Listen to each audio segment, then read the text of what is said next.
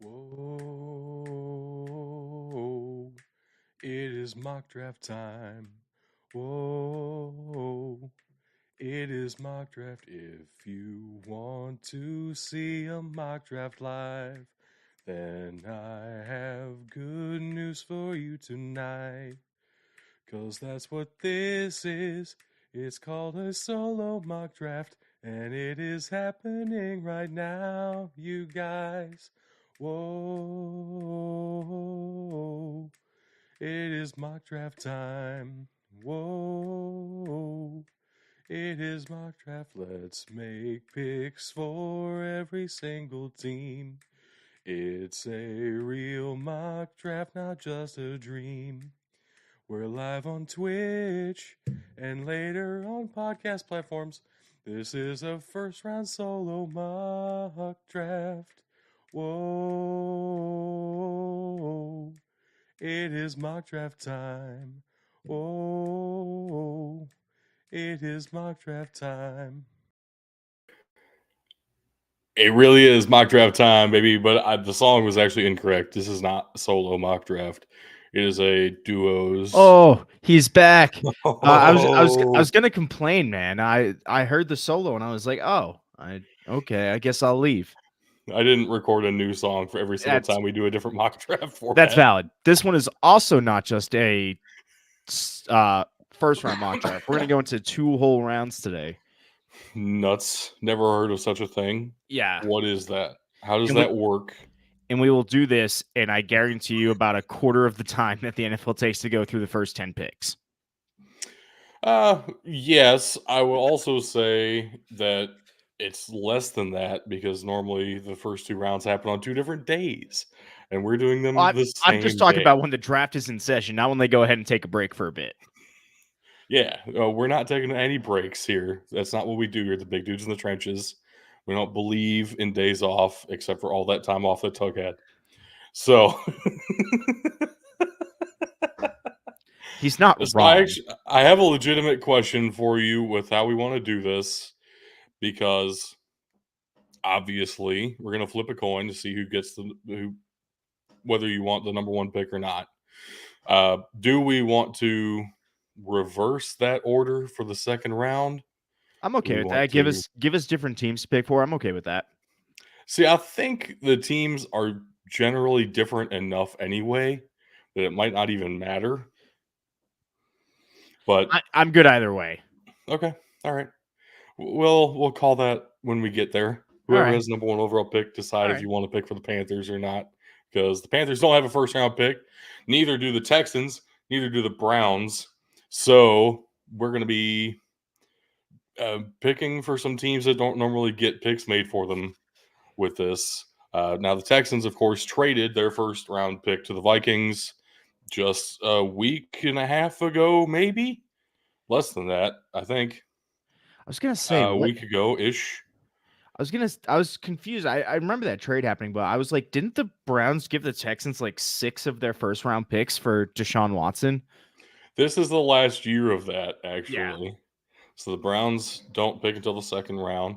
The Panthers, this was the number 1 overall pick, is technically theirs. Actually, they traded it to the Bears with whatever else package last year to go up and get Bryce Young. And then the Texans traded back with the Vikings, picked up a couple extra draft picks in the process, and the Vikings appear to be gearing up to trade up again. That's what I would for expect. A quarterback somewhere. They're gonna jump, but yeah, but we're not going to do that in No. this because we're just trying this format with no trades. I assume we will do at least 2 rounds again in the future, and it will contain trades. Correct. But that's not today. Today is just a very simple back and forth. Couple of draft picks. Couple of draft pick guys. That's what we are. I like it. I'm confused here, by the way. Sure, go ahead. Who do the Vikings trade up with? Which of the 3 teams in position to get one of the top 3 quarterbacks is willing to trade that opportunity back? None of them.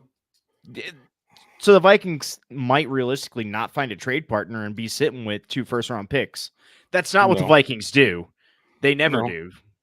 No. The Vikings appear to have made themselves comfortable with drafting J.J. McCarthy in the top 5. It's fair. It's gross, but it's fair. We will burn that bridge when we get to it today. In the meantime, you are the guest on this podcast now. No. Which means you get to call it in the air. Okay. You ready? Tails. And it is Tails. All Would right. you like to have the number 1 overall pick? To save the world from burning, I'll take the number 2. Okay. For context, what he means by that is he did a little test run mock draft of the Bears the other day and put it in our Discord server. He had Drake May going number 1 overall, and I swore that if he did that in this, I would end my shit. Now we all get what we want. You get Caleb Williams number 1, and I still get Drake May. Problem solved. How'd you know I didn't want to end my shit, though? All right. Yeah, number 1 overall, Chicago Bears. Let's not complicate things. We're going Caleb Williams. And the Washington Commanders. Yeah, Washington Commanders just traded away their young quarterback who, honestly, it shocked me. I understand what they want to do here. They're going to go ahead and they're going to take Drake May at number 2. They're not going to let that wait. Easy peasy. And we're already 30 minutes into the NFL draft. Right. The Patriots traded away Mac Jones, signed Jacoby Brissett. Of course, that means Jacoby Brissett is going to start for them for the next 6 years. No issues here. No, obviously we're drafting a quarterback with this. The way things have been trending, Jaden Daniels to the Patriots. Yeah. All right, and the Cardinals also need a quarterback. No, I'm kidding. I'm going to stop this here. There's a couple different routes the Cardinals can go. You got the number 1 talent in the draft here with Marvin Harrison. Looks really good. It's really tempting. And they desperately need a wide receiver. They also desperately need a tackle. Man, I'm torn on this. I don't just want to read the board, but it's probably more than likely that Marvin Harrison goes to the Cardinals. I think that's the way I'm going to go, but I do see a path for Joe Alt to go here, but I'm going to take Marvin Harrison right now. Yeah, to pair with last year's number 6 overall pick, Paris Johnson Jr., getting 2 tackles for the future of your franchise would be quite interesting. That is something the Cardinals would do. I mean, why not? That's a great strategy. I love it. More big dudes in the trenches, please. Yes. We will see plenty of big dudes selected, I'm sure, in the first 2 rounds. All right. Chargers, number 5 overall pick, Jim Harbaugh's first draft pick back in the NFL. I'm going special teams. Give me Torrey Taylor. Yeah, there it is. Doug, you're going to hate me when I remind you of this. Wide receiver 1 just went off the board. In every single year in the first round, there's a run on wide receivers for absolutely no reason. Oh, I expect there will be 3 different disconnected runs on receivers in this draft is kind of where I see this going, actually. So I would not at all be surprised if this is a receiver. They just traded away Keenan Allen. They cut Mike Williams. Yep. They also signed 2 different tight ends, so it's not like they're actually going to draft Brock Bowers, apparently, even though that would have been fun. Question is this Malik Neighbors or is this Rome Odunze? I mean, the one you pick there, not to show my hand, is going to determine my next pick. Chargers. Right. You're getting 2 of the same kind, right? These are both very similar prototype wide receivers. They're going to be your Z-style wide receiver. It's which one they like better. And, man, that's on you to pick. Dunze is taller. More apt to fill that X role if you need it. I mean, Malik Neighbors is a 1. Let's not They, kid they ourselves. they're all ones, but they're going to be utilized around the field and where they fit. And all three of these teams, that the Cardinals, the Chargers, and the Giants, all need wide receivers. I'm actually going to give him Rome Odunze here. And I'll take Malik Neighbors. So, to justify Odunze over Neighbors, because I know that seems inherently ridiculous, and it's not, because I hate Jim Harbaugh. This is essentially entirely rebuilding your wide receiver room.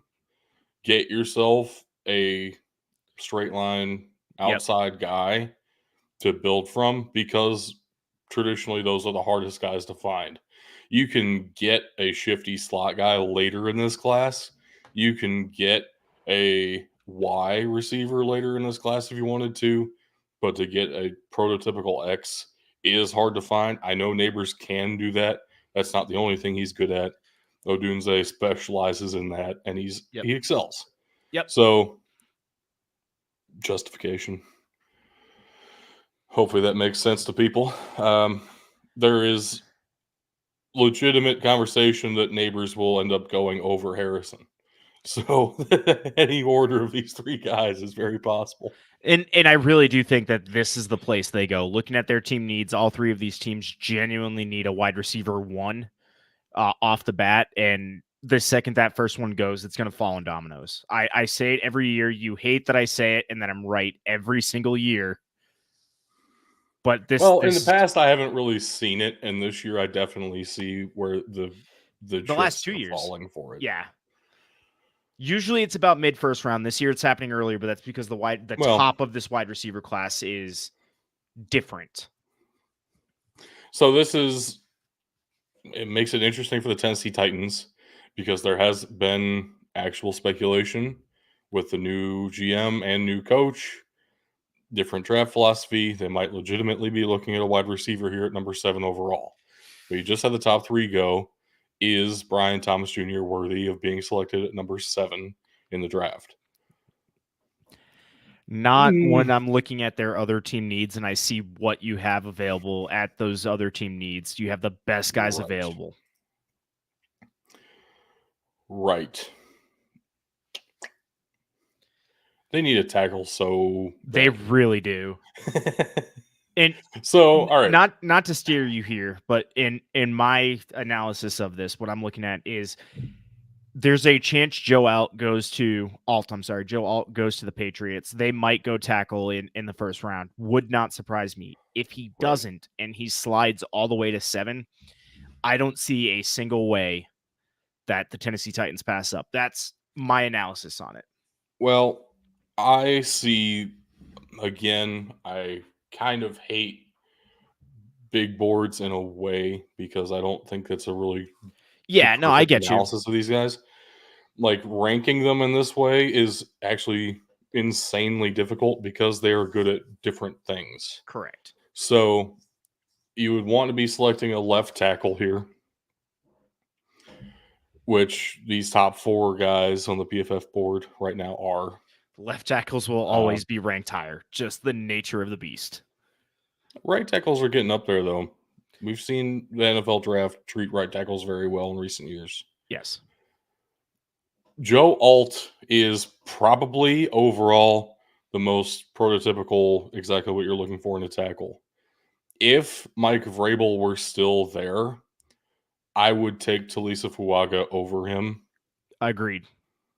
Because of his mauling presence in the run game. So again, just to highlight it here, you're leading towards it, but just to put it out there, what we're looking at as a difference here is Joe Alt is your more prototypical, can do everything, excels in pass blocking. Talise, I'm not even going to try. I'm sorry. Talise Fuaga, he's going to be your run blocker. Yeah. Troy Fautanu, probably more in line with the pass blocking left tackle.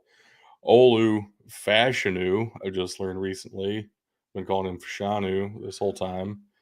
Olu Fashanu is a little bit of a project, and that's why PFF's been dropping him. And you especially see, I see a glaring weakness in this game right now, where I don't see that in Alt, Fuaga, or Fatanu. So between those three guys, what direction do you possibly want to go in? It depends on the scheme to a large extent. I think it is Alt because of the new leadership in Tennessee, but that's like the only reason that I would actually take Alt here. Well, that's fair. I would not at all be surprised if Fuaga is the first tackle off the board. Dude, absolutely wild. The big board I'm using actually has Fashanu as the number 2 tackle on the board. Yeah, I mean, ever since last year, his redshirt sophomore season at Penn State, he's been projected to be one of the top tackles in this draft class. He could have gone. He might have been the first tackle off the board last year if he declared, and he decided to stay. Yep. And then got beat to shit by JT Tuimoloau again for the second year in a row. It exposed some things. Like, legitimately, there is no other defensive end in the Big Ten that can do exactly what JT Tuimoloau can, even though his stats aren't exceptional. Yep. That is legitimately true in watching him in game film. So Fashanu gets beat with power rushers in a way that we didn't see Joe Alt get beat with the same power rushers. So, yep. Right. You're up with the Falcons. All right, I'm looking at 2 guys here. They are in desperate need of some help off the edge on the defensive line. I have my choice of 2 of the top 2 guys in the draft here. Laiatu Latu and Jared Verse. Whoa. I'm going off a board here. Okay. I appreciate what Dallas Turner can do. I don't know if the consistency's been there. Hold on a sec. Let me pull it up just so I have all 3 up. All 3 of these guys are going to be your speed rushers off the outside, linebacker build style. So what are you looking for here? Before you potentially draft Laiatu Latu at number 8 overall, can I just inform you of something? Yes, go ahead. He was forced to medically retire from football at one time and reappeared at UCLA and has been fine, but there are still medical concerns and lingering. I mean, like, the combine was fine. His medicals came back okay, but I would fully expect him to fall slightly from what his production was and all that. Yeah. He was sensational at UCLA this year. Legitimately, without a doubt, looked like the best edge rusher, best pass rusher in the draft. Yeah. But he had to medically retire from football at one point. So, yeah. So when I look at this, I'm trying to compare 2 things and what you might be looking for. Jared Verse is going to be your more versatile pass rusher. You can line him up out in more of that outside linebacker. Struggles with the run defense. Dallas Turner, from what I'm seeing here, doesn't necessarily set that edge on the pass rush as consistently. This might be a little bit of a reach for both of these guys. Well, here's another suggestion. I'm listening. Hate to keep doing this to you. No, I'm listening. It's probably worth looking at the scheme fit as well. Yep. Jared Verse is your traditional 4-3 defensive end. Dallas Turner is your traditional 3-4 outside linebacker.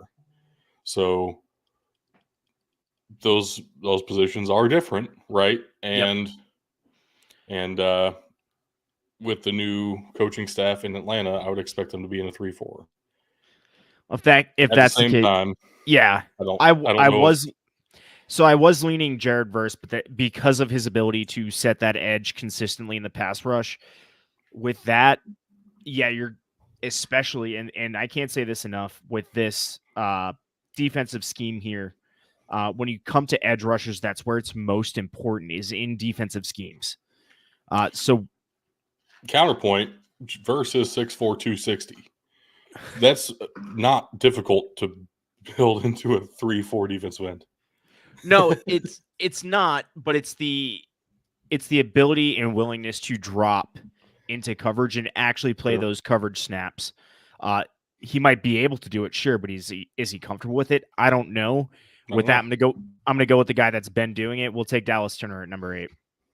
Sorry to have guided you as much as I did there, but no, man, that's fine. Again, I've been out of the game. I'm trying to come back into it. Oh, Bears. Has to be a tight end, right? Classic Bears. Yeah. We're going for Tip Ryman. Oh my God. No, I'm not going to tight end here.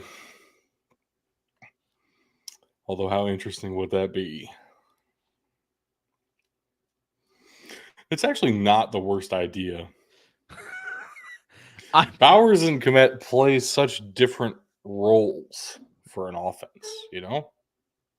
Yep. I get you. I'm not steering you on this. I said that as a joke. If you do this, it's on you. Oh, man. That might be fun. Are you hearing my dog in the background? Yeah, a little bit. It's fun. Dallas Turner off the board makes me want to jump on defensive line before I lose out on anything else. Montez Sweat there.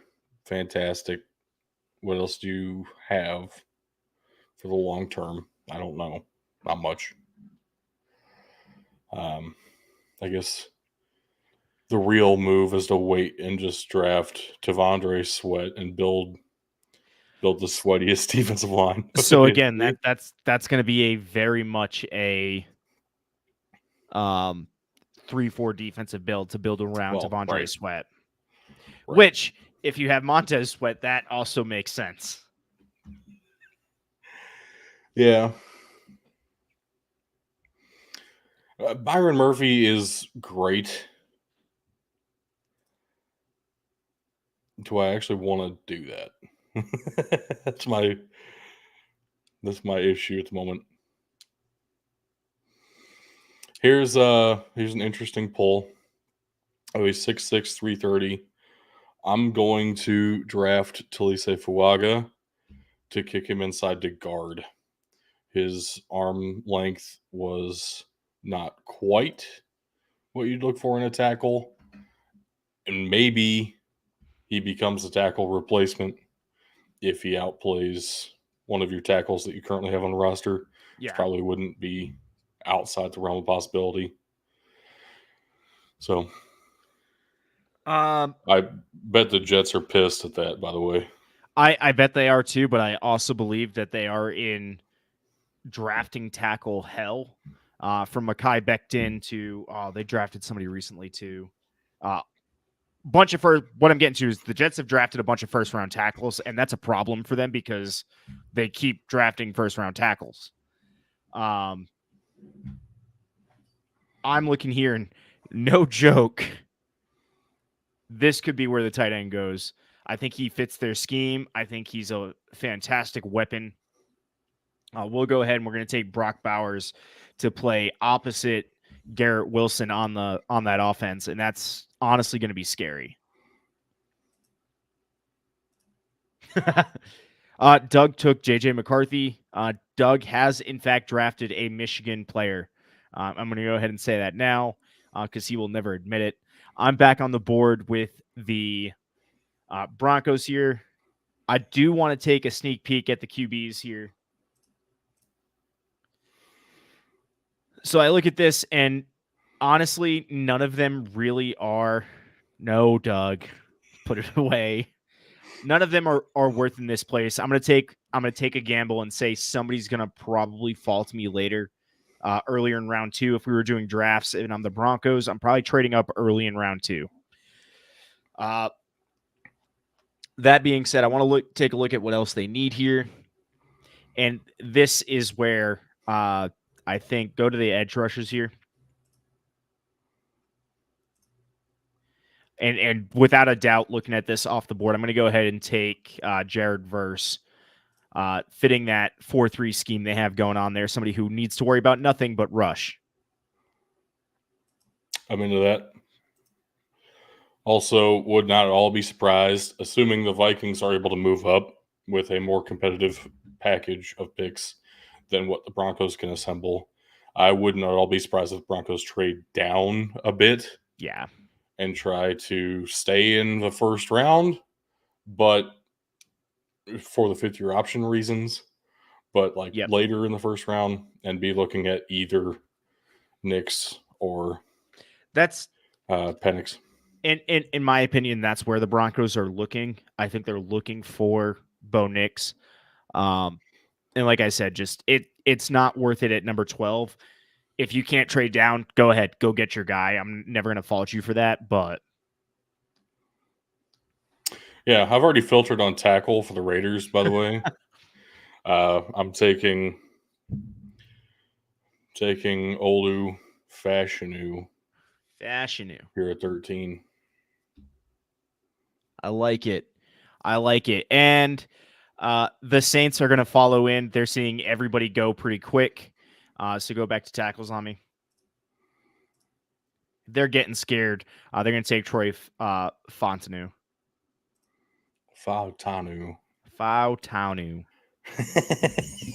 Since that's the spin you just put on it. Indianapolis Colts on the clock here. Every corner has fallen so far. This happens to me a lot, actually. Just because there's so many great positions and like great players at the top of this class. Yep. And it feels like there are enough good corners that I'm comfortable waiting, but it's not like any of them ever actually last until middle of the second round or anything. So it's tough. It's tough. Colts here paid big money for Pittman, Michael Pittman Jr. I'm not done. I'm not satisfied with that if I'm the Colts. And I legitimately love Brian Thomas Jr. I said 7 was too rich for me, but it's just right. Alt is there. 15 for Brian Thomas Jr. feels very comfortable. I'm okay with it. And honestly, without a doubt here, the Seahawks are kind of shocked and surprised and really happy. They need help on the inside of that defensive line desperately. 16, little rich even for me for some of the interior offensive linemen. Not that they're bad, but like you said, there's options throughout this draft. There's options. You're not going to be hurting yourself on that interior of the offensive line. Waiting a little bit. I'm going to go ahead and I'm going to take Byron Murphy the second with this pick here. I thought you said interior of the offensive line. Yeah. I was excited. They need help there too. They need help with both. Okay. But I'm going to go ahead and take the guy that fell to me rather than reach a little bit. Fair. That's fair. Jacksonville Jaguars on the clock here. Jaguars.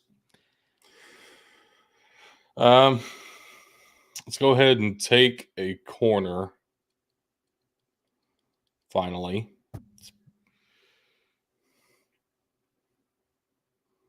Here's my conundrum with the cornerback class. I feel like Cooper DeJean is actually most likely going to get moved back to safety. Ooh. Not that he's incapable of playing corner. I think that he can and probably do so at a decently high level. I think he is a better fit at safety. I think that depends on the team, though, where they need him to play as well. He will play both in camp is what it's coming down to. He will probably play both in camp. They're going to fit him in where they need to. Sure, but then that leads me to think a team who needs a pure corner might find that Quinyon Mitchell or Nate Wiggins or Terrion Arnold are better. Maybe even Jackson Powers Johnson might be a better corner. Well, we never know. I doubt that.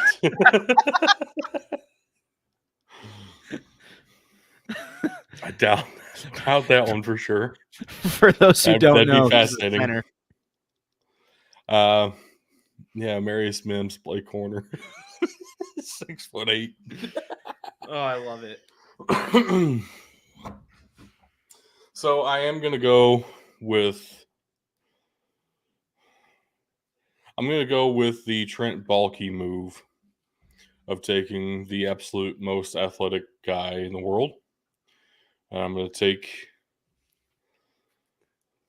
Nate Wiggins here at corner to be the first corner off the board, which I don't know that I agree that he's the best corner in the class, but he had the fastest 40 time of any corner. So there you go, Jaguars. That's what you like, isn't it? All right. So over the past few years, the Bengals have been doing well at trying to build that offensive line around Joe Burrow. I think they're going to wait this one out and kind of see how it goes. Show me the tackles before I do that real quick. Got some good ones. Yeah. I could see them going J.C. Latham here. Show me the other one I want to see is tight ends real quick. Nothing really catching my eye, and then wide receivers.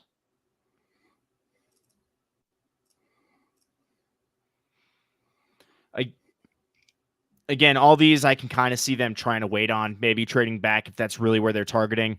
I think in this spot, they're going to go J.C. Latham, though. Yeah, they definitely desperately need help at right tackle.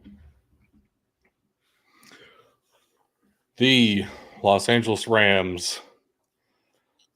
I know. Pure corner.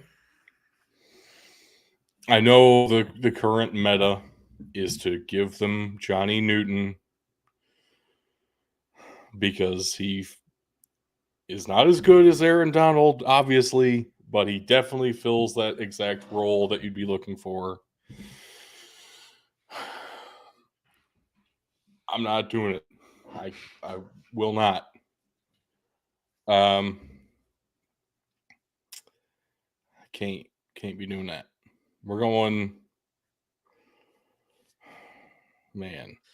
You see, you just lost the Ohio State safety as well. Why am I blanking on his name? Fuller. Kendall Jordan Fuller. Oh, Jordan Fuller. Which maybe that means just general defensive back is more important to you than pure corner, and Cooper DeJean might be able to fill a couple different roles. And that's going to drive Pittsburgh here. They need help on that interior of the offensive line. They need help on pretty much the entire offensive line. But I could see them going and taking the first center off the board here with Jackson Powers Johnson. JPJ. One of my draft crushes from several months ago. Glad he's getting some first round love. Yep. It's good to see. I'm going to tell you what I'm thinking here. I don't want this to steer you just where I'm at. Miami, I disagree with PFF saying Miami needs a tight end. We have serviceable ones. We don't use them as pass catchers, not a first round talent. We do need help on the interior of the offensive line, and we do need help on the defensive line interior to replace Christian Wilkins. Christian Wilkins, thank you.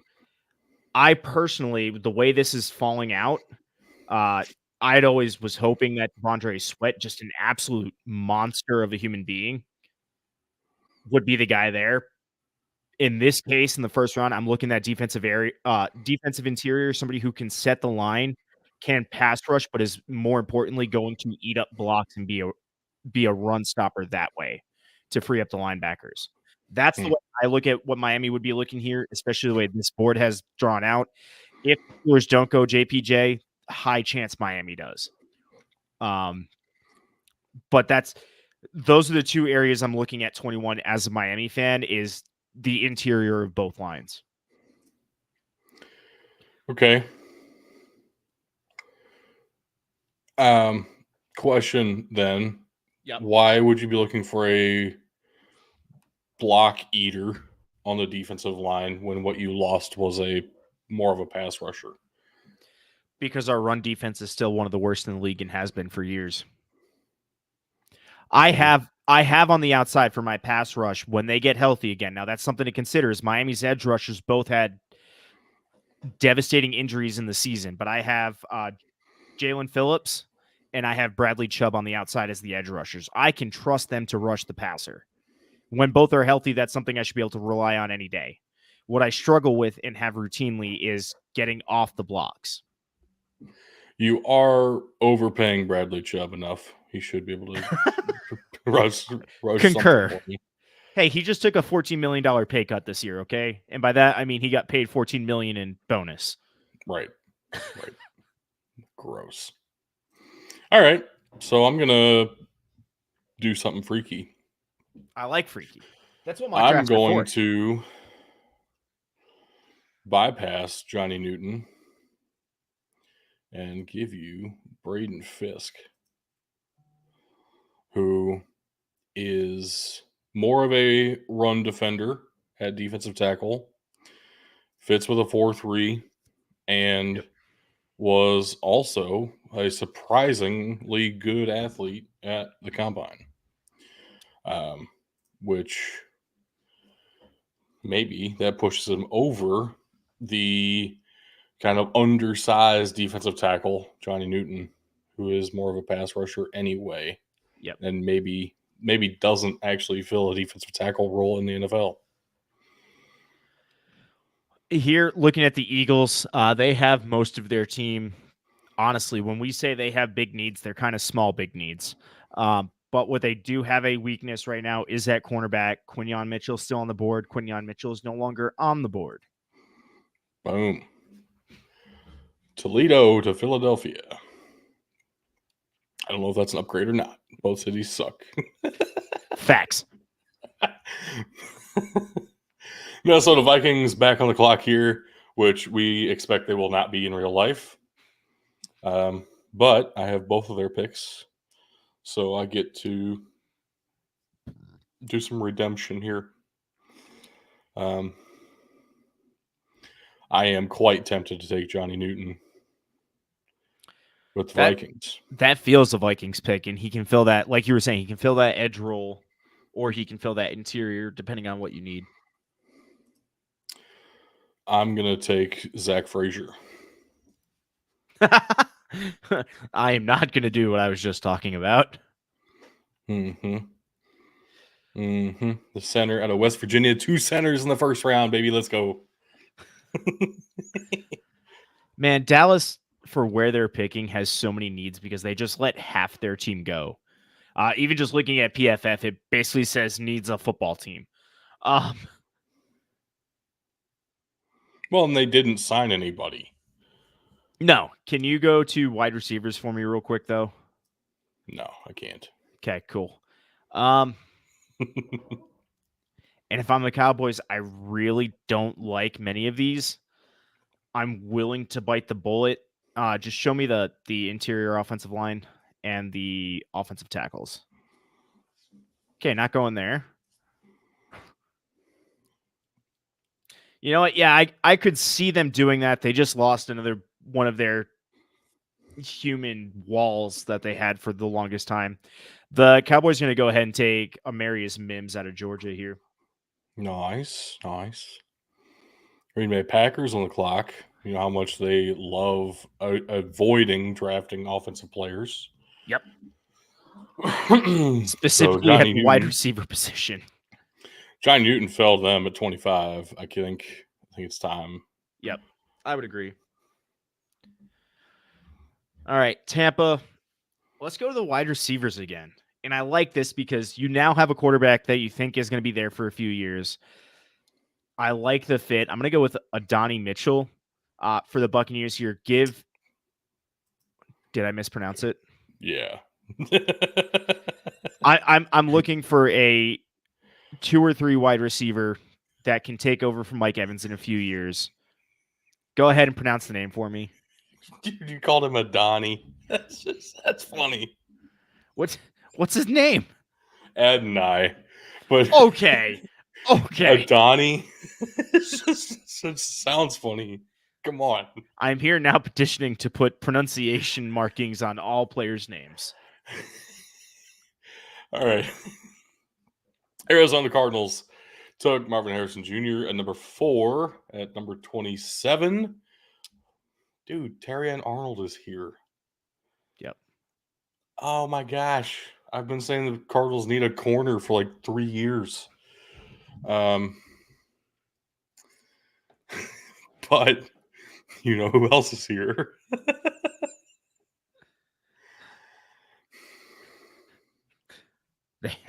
They could go anywhere. I'm taking Graham Barton, and I'm not playing him at tackle. So Graham Barton is this really cool thing where he has literally played all 5 positions on the offensive line. And he also has this really cool thing where he is definitely not the size of an NFL tackle. So he's going to be moved inside. Actually, one of the most likely positions Graham Barton will end up playing in the league is at center. It is very possible that Graham Barton ends up playing center for somebody. I could see him being a guard for the first couple of years, though. Would not at all surprise me. But I just got 3 centers into the first round. That's the way I'm framing this. All right, and the Bills GM is sitting there looking at himself, looking at his head coach, going, "Did this just happen?" Yes, it did. And they're in disbelief as they draft Terrion Arnold to help shore up that defensive secondary that has taken a hit this offseason. Yeah.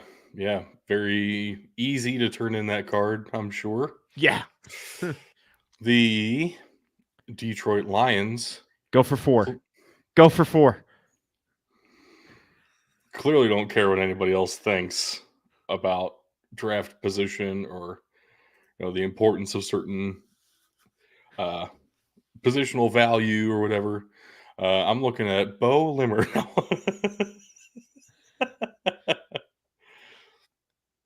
I'm not taking this center. I can't do it in good faith.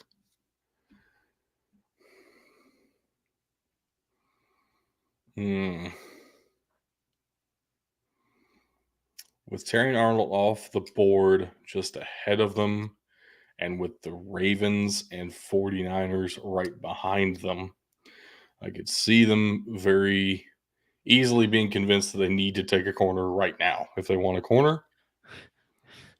Do it. Make me say it again.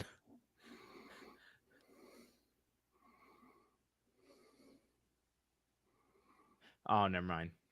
He's not the next corner on the board that I thought was there. Who did you think was there? The guy from Michigan. Oh. No, I'm not taking fucking Sandstrom. I am going to quote-unquote reach for a corner based on the PFF board and take Ennis Rakestraw Jr. out of Missouri in the first round here, who I like quite a bit and I think is worth more than where PFF has him right now. And they've been back and forth on him too, so this is just one of their little dips on him. This could go either way here. The Ravens have a bunch of different directions they can go. This is where the draft starts to get more fun. They do need a wide receiver, they do need an edge rusher. And I think Latu here, I think he's fallen enough, even with the medical retirement. So I'm going to go ahead and take Latu here. That's a very Ravens pick. Yeah. Damn the consequences. We're taking the best guy. And then he ends up playing for 20 years and being a Hall of Famer. And damn that murder. Damn that murder trial. Right. Right. Anyway. The San Francisco 49ers on the clock here. So I took a corner with the Lions under the expectation that the Ravens might go corner as well. So with them taking Latu, freed me up very nicely. Gave you options. Whatever corner I want, which is also a problem because I'm indecisive and like a lot of guys.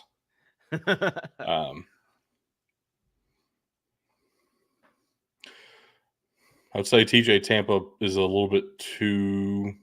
It's a little bit of a reach still. Aggressive. I don't care about quote-unquote I know you don't. Reach. Especially, we're at 31. PFF has him 35. Where's your board have him? 40-something probably. It's in the range, honestly. I'm going to go Kool-Aid McKinstry. That's where I thought you were going to go. 2 Alabama corners in the first round. So TJ Tampa's not even on TDN's top 100. I disagree. Also, looking here at the Chiefs, let's go ahead. Let's go to wide receiver. Everyone's noted very adamantly their issues at wide receiver this year. And we're going to go ahead and we're going to go take Jamari Thrash, baby. No, Let's Ladd go. McConkey off the board. Okay.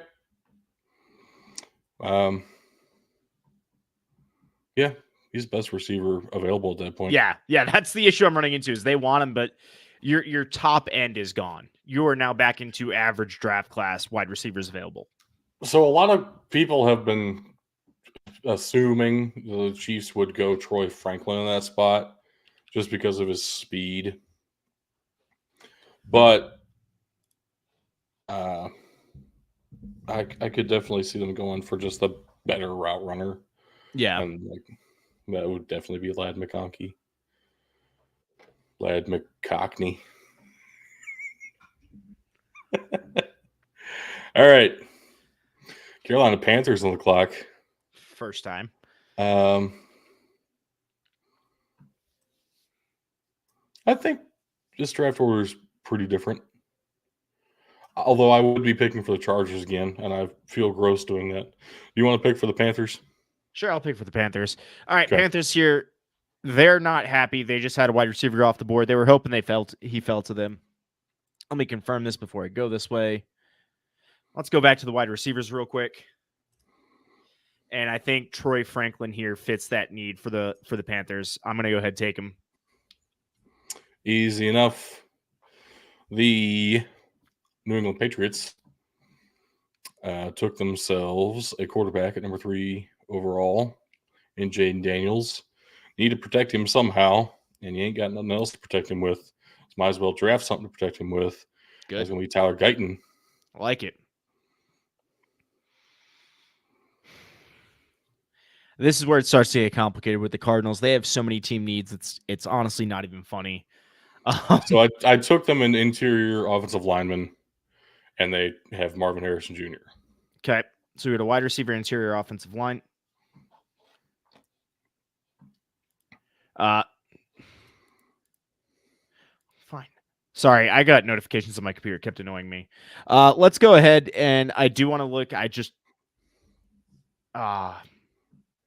Actually, no. You know what? I do like the way that fits there. We will take TJ Tampa. They still need a cornerback on that backside. That's a good fit for him there. Okay. Washington Commanders on the clock here. Got themselves a cube. Good. I have to pick for the Panthers again.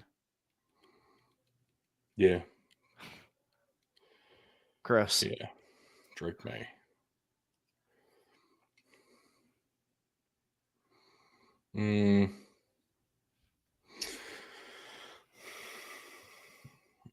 This feels like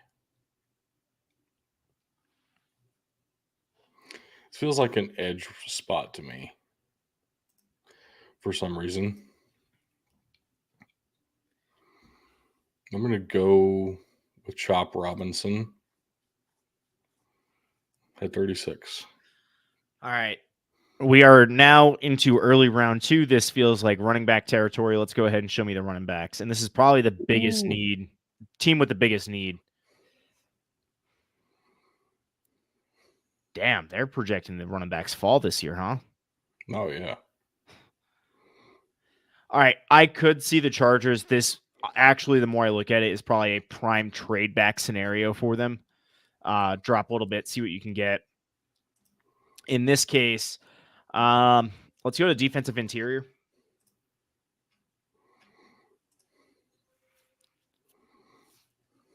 God, even those are falling too. Damn. Look, they need something here. They need a lot. Oh, there it is. Take Peyton Wilson out of North Carolina State. They need a linebacker in that box area. You look disappointed in me. I'm sorry. I'm just sad because I like Peyton Wilson. Oh, okay. Oh, he's going to go play for Harbaugh. My bad. Yeah. Another guy with medical concerns, but it is the second round. Tennessee Titans.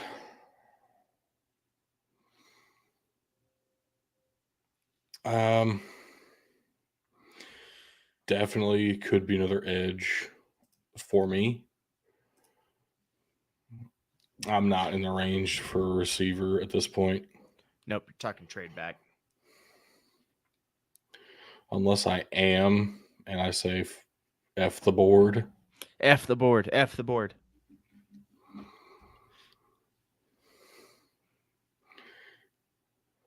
I've gotten freaky a few times. I like it. Let's do it. Let's go Xavier Legette at 38. Why For the not? Tennessee Titans. Have you heard him talk? No. He has one of the thickest Southern accents I have heard.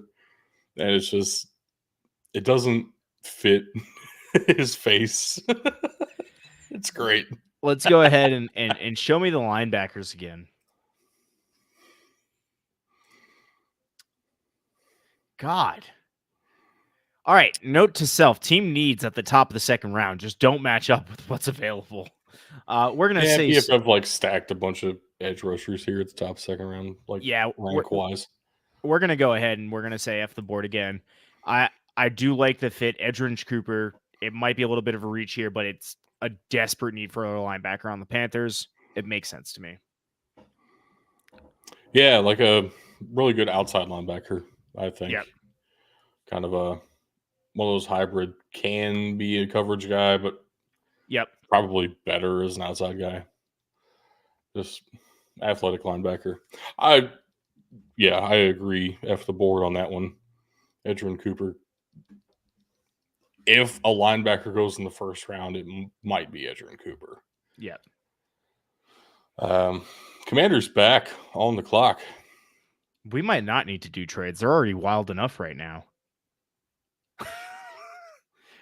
No, trades will happen. Have you seen a draft before? Yes, but I'm just looking. 1, 2, 3, 4 have already been traded. Right. We're going to stick on defense. Am I actually going to do that? I don't know. You're the one deciding. It's a good question, me. Am I going to do that for real? See, I feel like Jordan Morgan isn't as good as I want him to be if I'm drafting him here. No, that's fair. Which means I'm taking Kingsley Suamataia instead. Ooh. Out of BYU. Green Bay still hates drafting offensive players in the second round. 6'6". I thought he was bigger than that for some reason. Anyway. And they're seeing what is the top true safety on the board here still, filling a big team need. We're going to go ahead and take Tyler Nubin. Or is it Nubbin? It's Nubin. Tyler's nubbing something, okay? Tyler Nubbin happened so fast. I'm sure he grew up hating the Packers and now he's playing for them. Yep. Let's go. Houston Texans with the first pick in this draft now that they've traded away their number one pick to the Vikings. So it's an interesting conversation with them. What do you do now that you've had to basically rebuild your defense entirely because all those guys were on like 1 or 2 year deals, and now you've gone out and signed a whole new defense on 1 or 2 year deals? Are you still happy with your offensive line? Probably. Are you content with your wide receiver core? Probably I don't know. Especially if Tank Dell goes down, what else do you have? Is kind of where you feel like with the Texans. John Mechie. Yeah, but like, can you trust him? To what? Not get leukemia? Yeah, I hope so. I don't know. I don't know if you can trust him not to get leukemia. He got it once. Oh, we're going to hell. Uh, do I play a little game of F the board again, or do I look on the defensive side of the ball where I think they probably need to? And yet again, play a little round of F the board.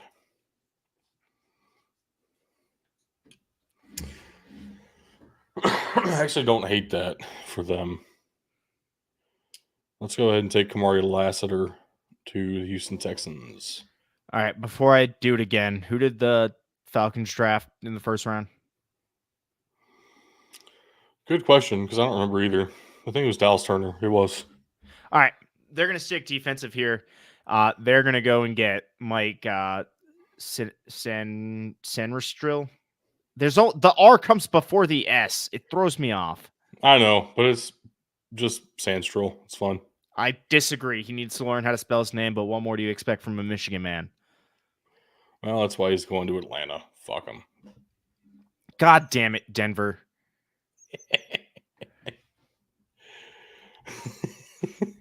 The Las Vegas Raiders are back on the clock here. Good. Did not go quarterback in the first round because obviously all the quarterbacks were gone. They also took a tackle. Didn't they just get a quarterback? Gardner Minshew. No, I thought they signed somebody else. Yeah, Gardner Minshew.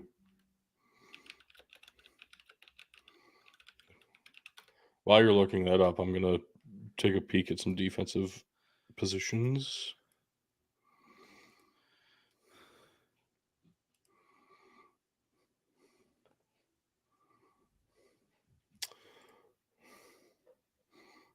Yeah, man, it could be interior defensive line. That's not like a huge you're right. need for them. Yeah, no, that makes sense. I know, I'm right. A couple of corners back to back, though, might be intriguing to go back to back to back. I don't actually hate that, but also the second round quarterbacks have fallen at this point. I do like more Bo Nix or Michael Penix. I assume you're going to like Bo Nix over Penix because of the injury history to Penix. So we're going to take Bo Nix here. Kind of your project guy. Gardner Minshew got paid enough money. He's definitely the starter this year. But you draft somebody now who can grow into that role. The Saints are looking to the future here. They have a serviceable quarterback for another 2 or 3 years. But I think it's time to start getting one with an injury history I'm willing to take because he doesn't need to start for me right away. No. They're going to go ahead and take Michael Penix. They were hoping for Bo Nix, but they're going to go ahead and take Michael Penix. You said injury history. I had to scramble to find somebody to fit that. You just talked about it. Well, no, because I went all the way down to like Carter Bradley. All right, whatever. I'm back with the Colts here. Ah, good. And I took Brian Thomas Jr. earlier.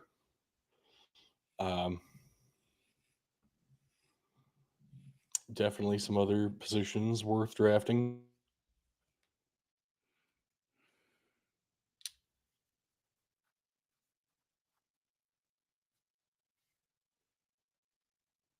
You good there, bro?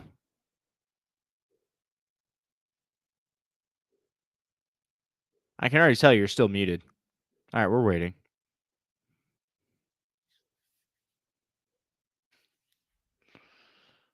And he's back, ladies and gentlemen. My mic disconnected for some reason. Good. That's exciting. Love that. Big fan of that, personally. What's actually here at corner still?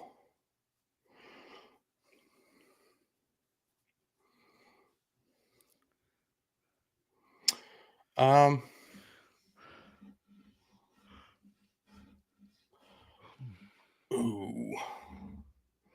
That would be really fun. I don't know if I want to do that at 46. I like these Florida State corners. Yeah. And I like Max Melton. Do I actually want to do that at 46? Probably not. I wouldn't, because they're going to fall back through. Like, I hate to say that, but that's the way it goes.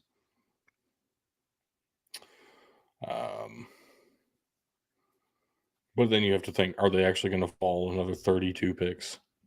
You know? Yeah, but it's easier to trade up in the third round than it is now. Sure. I don't really want to take a safety either. Let's go Chris Braswell, edge out of Alabama. We are going to play our fun little game of F the board again. Nice. Love it. Wow. Hold on. Spencer Rattler. Hold on. Jordan Morgan keeps falling. Mm-hmm. I was going to go guard here, which would have really been an F the board, but I do like Jordan Morgan here at 47. I mean, you can move Jordan Morgan inside if you really wanted to. Yeah, exactly. It gives me the options, and the Giants need help at all of the offensive line positions. So we're going to go take the versatile guy and pull Jordan Morgan. Nice. I think that's probably what I would have done with the Jaguars if I had that option, but I no longer do. I was going to say you did. That option existed. Well, yeah, not that early. It was the pick ahead. Oh no! Oh, never mind. I thought you'd just done the pick. My bad. I'm good. I'm back. No. It's been a long Jacksonville day. Jaguars. Okay. Yeah. Yep. Tracking now. Jacksonville Jaguars. We're gonna go ahead and take Darius Robinson. I don't like reaching for another interior lineman, and I would have taken Jordan Morgan to be a guard for me if he were still on the board. Let's go look at the interior lineman, D-line. I like that here. I like the fit. I like fit for the Bengals realistically here. We're going to go ahead. We're going to take Rook or Hor. Yep. How do you pronounce that? Your guess is as good as mine on this one. Not gonna lie. This man has a 10-letter last name comprised of nothing but O's, R's, and H's. Ahoro, probably. Not like that sounded great, but anyway, let's keep moving. The Eagles got themselves like a steal of a corner late in the first round, it feels like. The top two linebackers are gone. I don't really want to take a linebacker now. That being the case.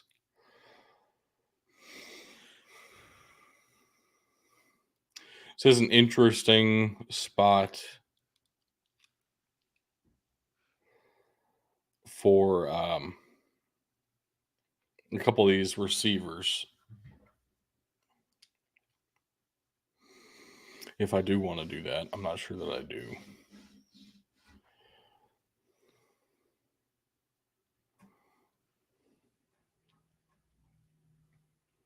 Definitely don't need defensive line. Nope. Definitely could use offensive line, actually.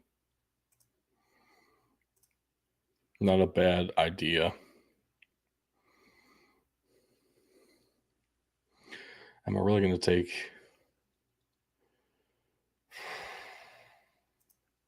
a tackle like that, though? Probably not. Let's go ahead and take Christian Haynes, guard out of Connecticut. So with this, you're assuming Christian Haynes is your Landon Dickerson replacement because Landon Dickerson is your Jason Kelce replacement. The Steelers were planning on taking Christian Haynes there, at least when I'm the GM. So now they're going to pivot. And if you go to the wide receivers real quick, we're gonna go off of PFF's board. Keep going a little bit. Right there, number 68. You have a dude that was once touted as a top round talent coming through. I like the look. I like the fit for the Steelers. He's a good complement to Deontay Johnson. So we're going to go ahead. We're going to take Xavier Worthy, who really has first round upside right here in the middle of the second round. Okay. The LA Scrams on the clock. We took them at Cooper DeJean in the first round. Let's stick with the defensive line this time. Do I go interior or exterior of that defensive line, though, is the question.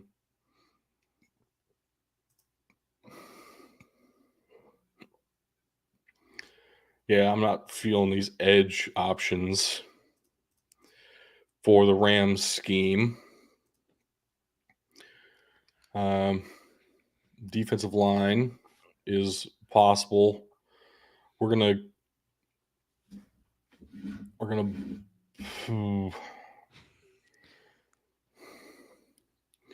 gonna go ahead and take Chris Jenkins at 52 with the Rams. The Eagles here are showing a need at wide receiver, and I see it across a few different things. But the thing to note here is they don't have an immediate need. It's a long-term need. So I'm willing to take a little bit of a project player here. Somebody that's maybe not going to be my number one going in, can operate as a 3. I get use out of him. I actually do like Ricky Pearsall for that, or Pearsall for that spot there. So I'm going to go ahead and take Ricky Pearsall from the Gators here at number 53. Okay.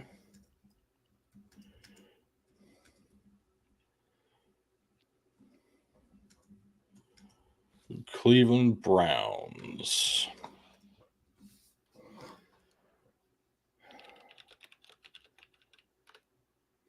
All right, I gotta like put my head back in Cleveland Browns mode because I haven't thought about the Browns in quite some time. All right, what do the Browns need to do? So they just traded for and extended Jerry Jeudy. Yep. Interesting. Also, you're not going to draft a receiver at this point. Nope. Amari Cooper, Jerry Jeudy feels like a pretty solid group, at least theoretically. It feels like defensive tackle's been a need for them for several years. And they're also in that same boat that I was describing earlier with Miami, is you need more of a run stopper, just based on the fact that Myles Garrett will get you sacks. I'm not worried about causing pressure on passing plays. Be interesting to take a linebacker. I don't feel like they need any defensive backs. I feel like they've drafted that very well the past several years.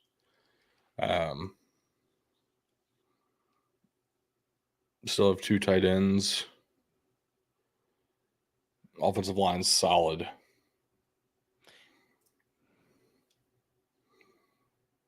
I don't love the choices at tackle, although Patrick Paul maybe. Let's go to that defensive tackle spot. I'm going to hop on T'Vondre Sweat at 54, which does feel like a bit of a reach. And I'm not saying that because of where the PFF board has him. I'm saying that because how many snaps do you realistically expect T'Vondre Sweat to see the field for? And it's honestly not going to be all that many. I mean, how many? Simply because he is 800 pounds and can't do it that often. Look, here's the reality. Doug, I know you're the biggest hater of NFL player comparisons, but this is the one time where I think it works, because there is one player comparison to T'Vondre Sweat, and it's not in talent level, it's in body size. And that's Vince Wilfork. If you're drafting T'Vondre Sweat, you're hoping you get the next Vince Wilfork. I don't know if you are. I don't think anybody else knows if you are. That's why he's dropping into the middle to late second round. But yeah, even with that situation, it wasn't like that was just the perfect team, perfect scheme, perfect scenario. And that's what you're hoping here, is that you can generate that same effect. For Miami here, let's go to the interior offensive lineman real quick. Okay. Like with Sweat, I'm hoping to have him on the field like 2 times a drive, three times a drive. I see somebody I might like. Well, can I guess that it's Mason McCormick because you're a Jackrabbits fan? Before I say anything, let's go ahead and pull that up. I like the way. So there's not many players on that offensive line I did not like. Now the argument's going to be he didn't play at the highest level. Sure. Yeah, but it's not like even NFL teams don't seem to care as much as people think they should.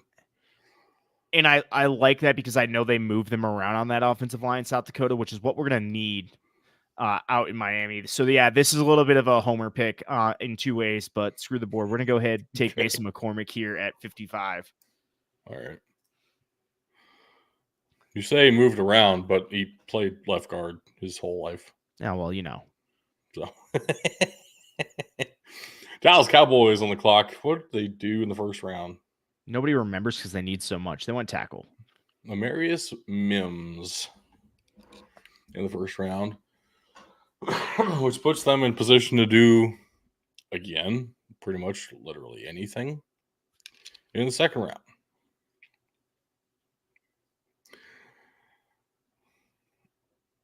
With the talent available,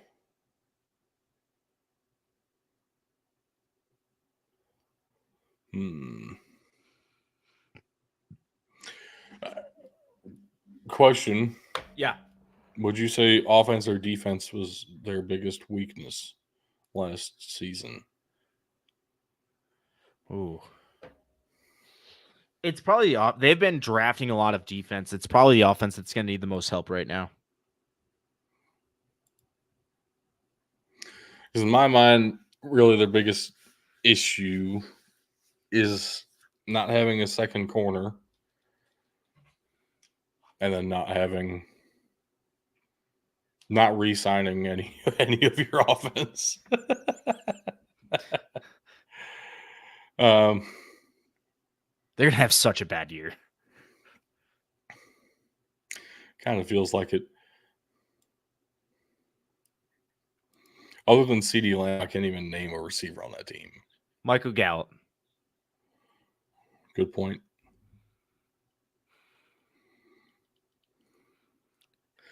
Okay.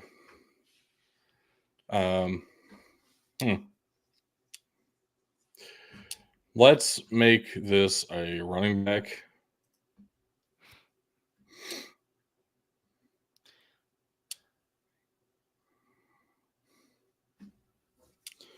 I know Jonathan Brooks is right there.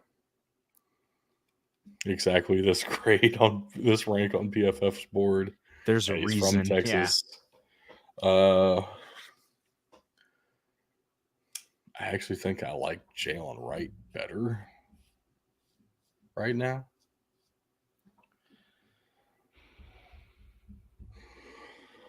Man, it is so wild seeing these boards all over the place like this.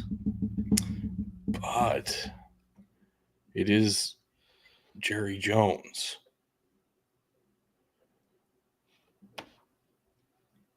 And if he has a say about it, I feel like he would take the hometown kid for the memes. I don't know if that's why, but yes. It is why. It's Jerry Jones. He does everything for the memes. We're going to take Jonathan Brooks here. I don't even know if I agree that he's the best running back in this class, but he is the first one off the board here in our 2-round mock on Mock Draft Wednesday. We are going to stick with a run here. And with a run, I mean we are going to stick with the run. I'm going to go with a guy that was projected as a first rounder, I want to say about 2 years ago now. He has fallen off, but I think they can get it back. He is way off of PFF's board. I disagree with their rankings on him, and this might be a reach, Doug. You're going to have a say in it because it's a Big Ten back. I think with the way that the Tampa Bay Bucks offense runs, he's going to be a good fit. He is that Leonard Fournette type runner, powerful, not good in pass protection, though. We're going to go ahead. We're going to take Braylon Allen here at 57.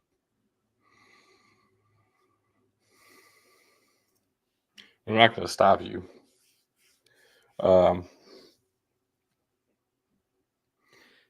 It's definitely the highest I've seen Braylon Allen, go for anybody. But also, I like Braylon Allen. So yeah, so I'm looking at a few things here. I do disagree with PFF's rankings. He's not a 4th or 5th round back. I lean a little bit more towards where I still reached for him. The Draft Network has him ranked 79th on their top 100. I think that's probably a little more accurate. And from there, I need a scheme fit that's going to be a 3-down back that can hurt the defense and make them afraid to get in front of him. And I think he is, from what I've seen, the best true power runner. Doesn't really have a little bit of everything, but a true power runner in this class.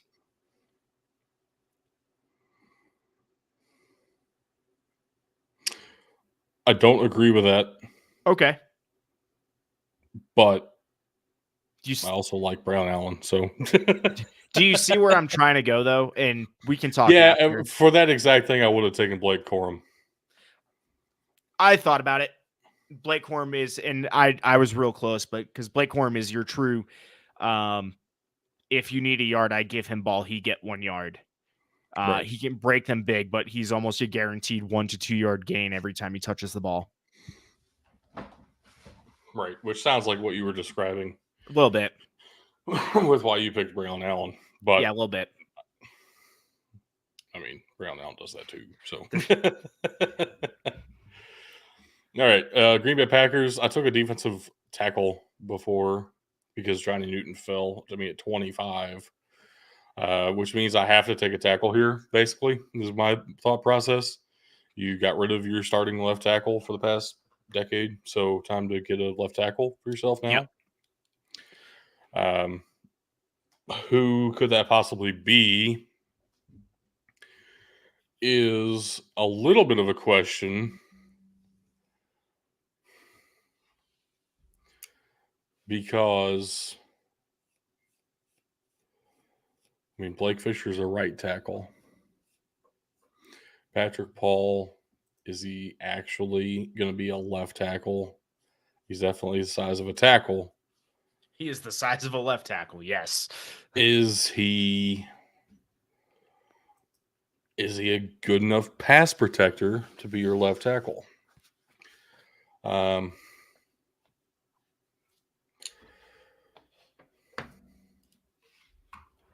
Yeah.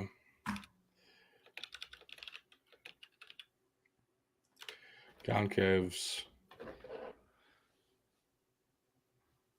with the injury concern. I'm like leaning Christian Jones here to an extent. Okay. But I do feel like Patrick Paul's just better. Do it. Which makes it hard for me to pass on Patrick Paul. And then you have the other option, which, of course, is a more fun option for several reasons. Kieran Amegadjie out of Yale. Is he actually even a day 2 guy? I'm not completely convinced. Although I had in one mock draft like 2 months ago, I had him go in the first round for fun. I guess I'm going to take Patrick Paul. Who did we go with the Texans? I don't remember. Kamari Lassiter. What position? Corner. All right, we're going to go opposite side of the ball here. Like you said, they still have questions at wide receiver. This guy keeps falling. It's honestly a perfect spot for him. You didn't need to do that because we're just going to go with Roman Wilson. Gross. This is why I went Braylon Allen last time, okay? I mean, I've taken 2, so. Yeah, so have I.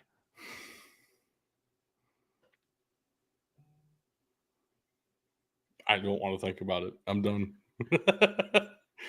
Buffalo Bills got themselves a great corner in the first round. Now sitting here at number 60 overall. and have the chance to do something really funny and take another defensive back. They also need a safety because they just Right. lost Jordan Poyer. And another one died and came back to life. I was going to say, well, yeah, I guess technically that is correct. Yeah, I didn't lie. Also feel like they definitely need a receiver. And we just saw one go. The run. Take 2. I'm going to give them...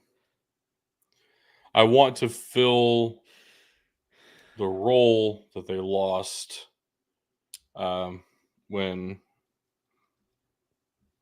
Who'd they lose at receiver? You're asking me to remember a name. I have bad news. I know. I couldn't remember Derek Carr there for a while. I had to look it up, okay? That's rough. Not kidding. That's a bad look for you. I know. I know.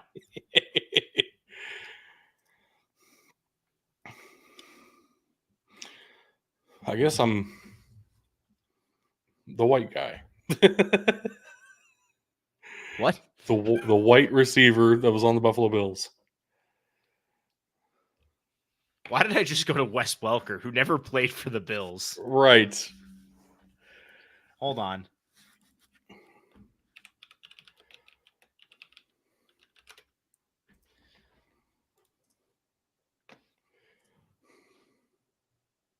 Cole Beasley. Did they just lose him? Didn't they? I thought he retired 2 years ago.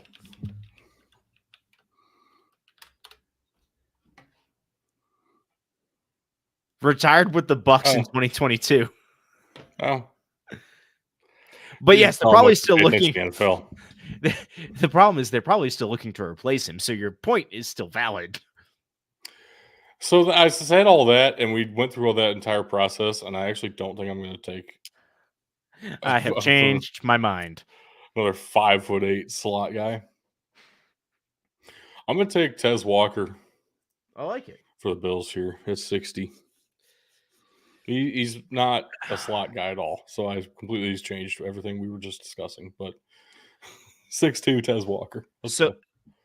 So conventional wisdom for the Lions here would tell them to go get, and I'm going to put this in Lions wisdom, a mauler that is a center or a guard.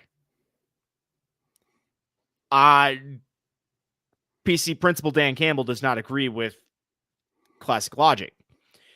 He is going to continue to build that defense. I think that's going to be their biggest issue right now. In addition to that, they know that all of the attention is on Aiden Hutchinson. So we're going to go ahead. We're going to take Adisa Isaac here. Or is it Adisa or Adisa? Either way, we're taking the guy out of Penn State. I like that move for the Lions. Feels solid. Baltimore Ravens on the clock here at 62 with Laiatu Latu in the first round. Here in the second round, we're not going to take Laiatu Latu because we already did. Big brain time.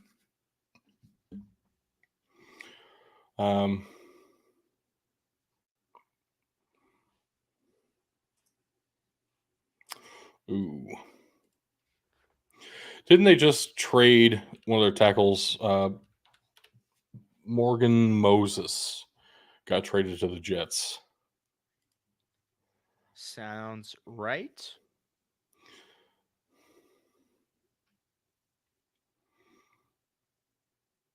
Yeah. Yep. I'm going to go ahead and bump Blake Fisher into the second round here to the Baltimore Ravens. I like it.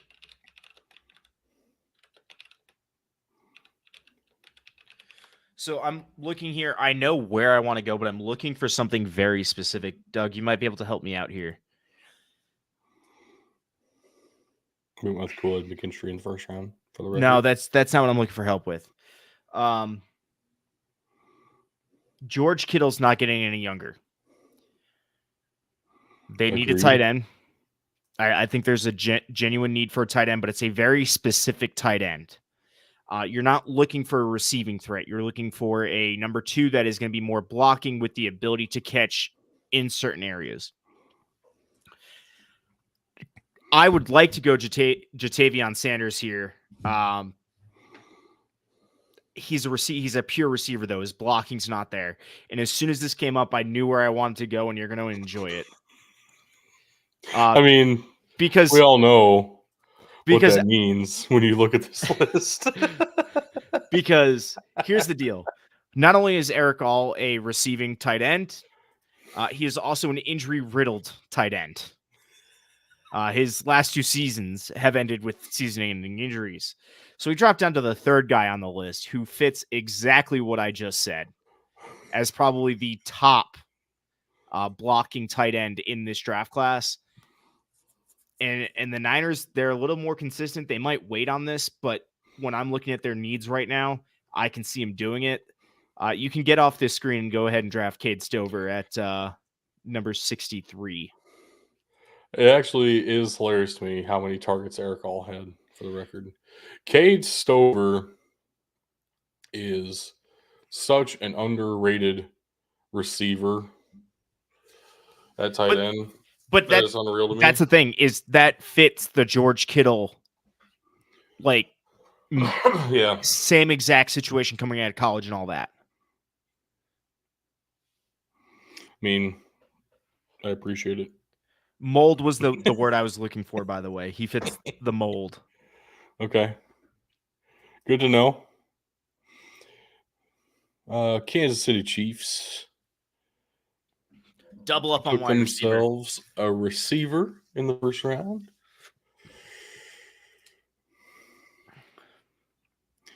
See, I don't know why PFF says big team need is defensive tackle, essentially, because they did just re-sign Chris Jones. I think they pushed this $14 bajillion. Yeah. To the same argument I just made with Kittle, Travis Kelce's not getting any younger, and there's already rumors this year that it was going to be his last year. Yes, I'm just throwing that.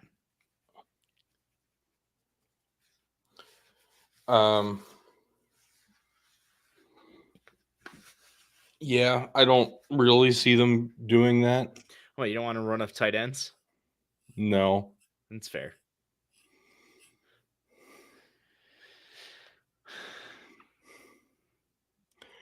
Man, there are a lot of really fun ways to possibly take this. The issue is we're at the point in the draft where everybody's just kind of mid. No, that is not true. We're at the point in the draft where everybody is extremely good at one thing now instead of being good at everything. You know what I call that? Mid. No, it is not mid. That is so far from mid. We're not at mid yet. We get to mid at round 4 for sure. And then round 5, you get to there's some upside here. Right, exactly. Like halfway through round 3, you're usually at mid. We have not broached mid at this point, my friend. Okay, let's think about this.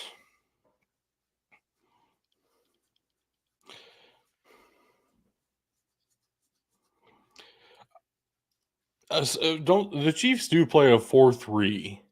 I know they got Chris Jones. Who else do they even have at defensive tackle? I don't know if it matters because I believe they actually play more of a base nickel now. It might be a 3-3-5. Fair. And they have invested in defensive end recently with like Karlaftis coming in and stuff. All right, let's go ahead and look. I'm going to go look up their 2023 depth chart. Not much would have changed. Derek Nandi when he's not hurt. Yeah. Tershawn Wharton. That's what I got for you.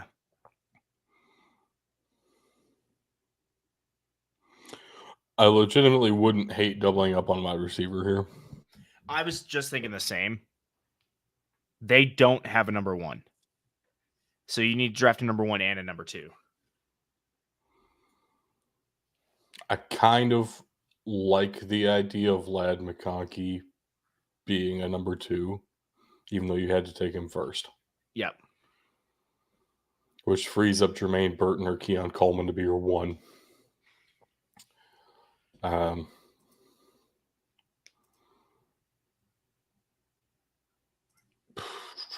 probably leaning Keon Coleman for that.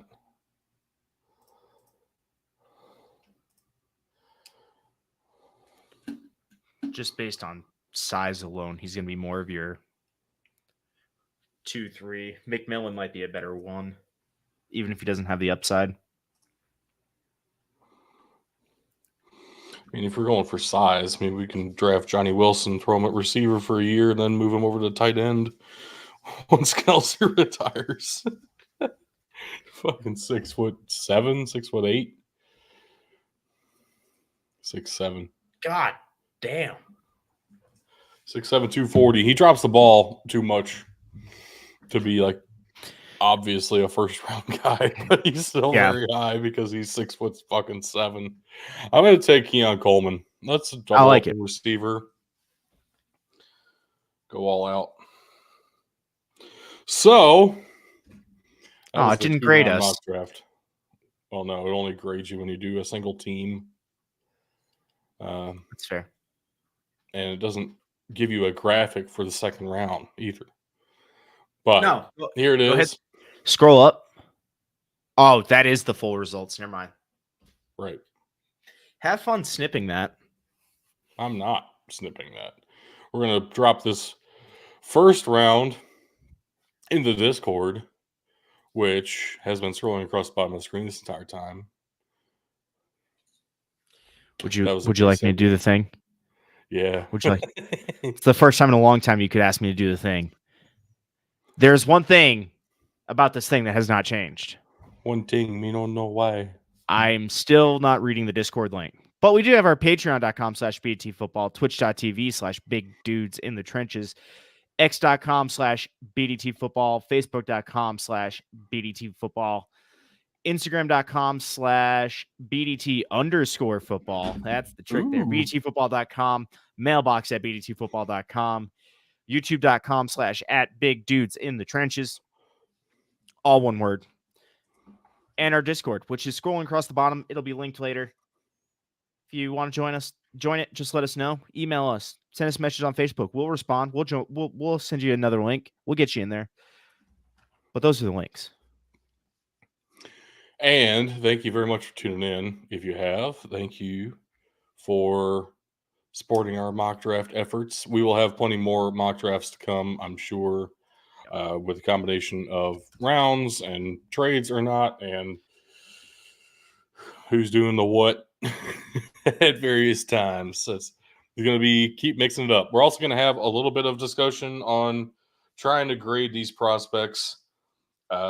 We have an entire month and a little bit more to go before the NFL draft, so we have plenty of time for that. Yep. Stay tuned as well. Bug is going to be doing potentially a couple solo shows here to get us started with the UFL, just because of his work schedule the way it is. Well, as soon as we can get more than one person on that, we will. But in the meantime, you might see Bug by himself for a couple of weeks kicking off the UFL. That is coming up very soon. So stay tuned for UFL coverage. Of course, we love our spring football any way we can get it. Whatever name it goes by this year, we will still watch it. And next year, whatever name. Right. I hope it's still the UFL. We shall see. Just a shout out here, too, because you set it up and I just saw somebody join it. I know we are a football podcast, but Doug has kindly set up a BDT March Madness in Sleeper. The link is in our Discord. Please go ahead and join. You can create up to, did you set it to the full 10 brackets? No, I said okay. Okay, so you can make 2 brackets. We'll come up with something for whoever has the top end. The past couple of years, it's been Doug. I suspect it will be Doug again. I don't know how that works. It is completely random at some point. So I think what happened last year with it is we did set it at 10, and I was the only one who did all 10. So no, I did all 10 too, but most of mine ended up getting lazy. Like, these are all no upsets. These are all upsets. Yeah, that never works. You got to just mix it up pretty randomly, but not entirely randomly, if that makes sense, which it doesn't. There's one rule of thumb. Aside from San Diego State, don't pick a Mountain West team to win. There is another rule of thumb. You will be wrong. So all right, Doug, you got anything else for the you got anything else for the fans here? No, I'm good. All right, ladies and gentlemen, for the first time in a long time, I would like to remind you that you cannot win a game if you can't win in the trenches.